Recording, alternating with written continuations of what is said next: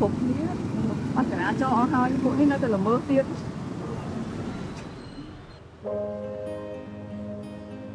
បាច់ងើបឯកូនចៅទី2មកដល់នៅកូនដល់ហើយម៉ែលើកនឹងដល់មែនតើហើយ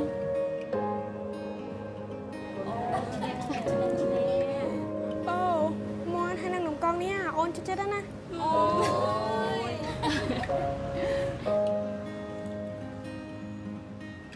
កូនប៉ាកូនតែងតែសម័យថា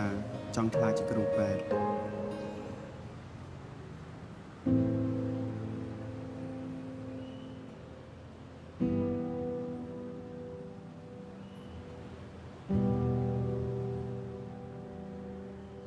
ចៅយាយបានកម្មានេះហើយចៅប្រកាសជាកក់ក្ដៅ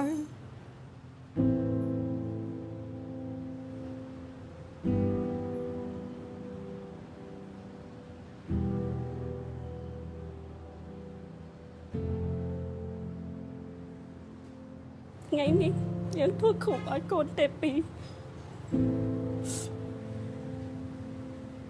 តែអ្វីៗត្រូវផ្លាស់ប្ដូរទាំងអស់ដោយសារតែអ្នកបើកបរអត់ប្រុងប្រយ័ត្នបើគាត់គ្រោះថ្នាក់ពេលគាត់ចេញពីរៀនទេពីតំណាងឲ្យកុមារគ្រប់រូបដែលកំពុងតែធ្វើដំណើរតាមដងផ្លូវវាគឺជាសាច់រឿងពិតដែលបានកើតឡើងចំពោះក្រុមគ្រួសារយ៉ាងច្រើនសូមកុំឲ្យរឿងនេះคล้ายទៅជារឿងរបស់អ្នកទាំងអស់គ្នាអីសូមបន្ថយល្បឿននៅតាមសាលាសូមមេត្តាបើកបរដោយគិតគូរពីសុវត្ថិភាពនិងអាយុជីវិតរបស់កុមារគ្រប់គ្នាសូមបន្ថយល្បឿនមកត្រឹម30គីឡូម៉ែត្រក្នុង1ម៉ោងនៅតំបន់សាលារៀនព្រោះកុមារគ្រប់រូបមិនគួររងរបួសឬត្រូវបាត់បង់ជីវិតទាំងវ័យក្មេងនោះទេ